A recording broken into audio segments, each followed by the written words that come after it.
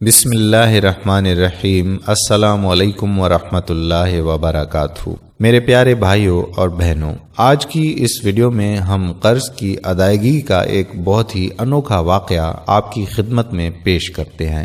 امید کرتے ہیں کہ یہ ویڈیو آپ کو ضرور پسند آئے گی۔ قرض کی ادائیگی کا انوکھا واقعہ یہ ہے کہ کسی شخص نے کسی دوست سے 3000 دینار قرض لیا اور واپسی کی تاریخ مقرر ہو گئی، مگر ہوتا وہی ہے جو اللہ تعالیٰ کو منظور ہو۔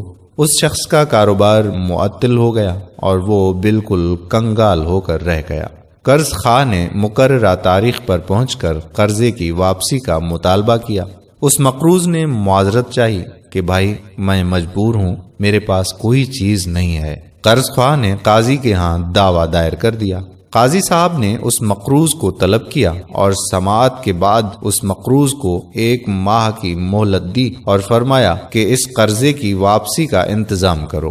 مقروض عدالت سے باہر آیا اور سوچنے لگا کہ کیا کروں۔ ممکن ہو کہ اس نے یہ کہیں پڑھا ہو یا علماء سے سنا ہو کہ رسول اکرم صلی اللہ علیہ وآلہ وسلم کا ارشاد گرامی ہے کہ جس بندے پر کوئی مصیبت، کوئی پریشانی آ جائے تو وہ مجھ پر درود پاک کی کثرت کرے، کیونکہ درود پاک مصیبتوں اور پریشانیوں کو لے جاتا ہے اور رزق بڑھتا ہے۔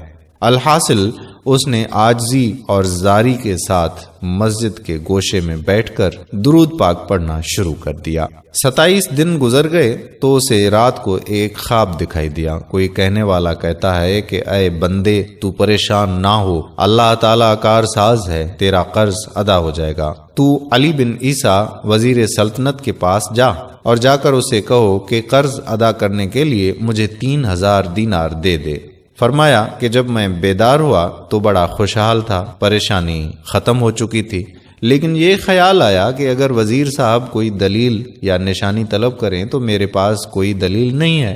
دوسری رات ہوئی، جب آنکھ سو گئی تو قسمت جاگ اٹھی۔ مجھے آقا دو جہاں رحمت عالم صلی اللہ تعالی علیہ وآلہ وسلم کا دیدار نصیب ہوا۔ حضور صلی اللہ علیہ وآلہ وسلم نے بھی علی بن عیسیٰ کے پاس جانے کا ارشاد فرمایا۔ جب آنکھ کھلی تو خوشی کی انتہا نہ تھی۔ تیسری رات پھر امت کے والی صلی اللہ تعالی علیہ وآلہ وسلم تشریف لاتے ہیں اور پھر حکم فرماتے ہیں کہ وزیر علی بن عیسیٰ کے پاس جاؤ اور اسے یہ فرمان سنا دو۔ عرض کیا کہ یا رسول اللہ صلی اللہ علیہ وآلہ وسلم، میں کوئی دلیل یا علامت چاہتا ہوں جو کہ اس ارشاد کی صداقت کی دلیل ہو۔ یہ سن کر حضور صلی اللہ علیہ وآلہ وسلم نے میرے عرض کی تحسین فرمائی اور فرمایا کہ اگر وزیر تجھ سے کوئی علامت دریافت کرے تو کہہ دینا کہ اس کی سچائی کی علامت یہ ہے کہ آپ نماز فجر کے بعد کسی کے ساتھ کلام کرنے سے پہلے درود پاک کا تحفہ دربار رسالت صلی اللہ علیہ وآلہ وسلم میں پیش کرتے ہو، جسے اللہ تعالیٰ اور کرامن کاتبین کے سوا کوئی نہیں جانتا۔ یہ فرما کر سید دو عالم صلی اللہ تعالی علیہ وآلہ وسلم تشریف لے گئے۔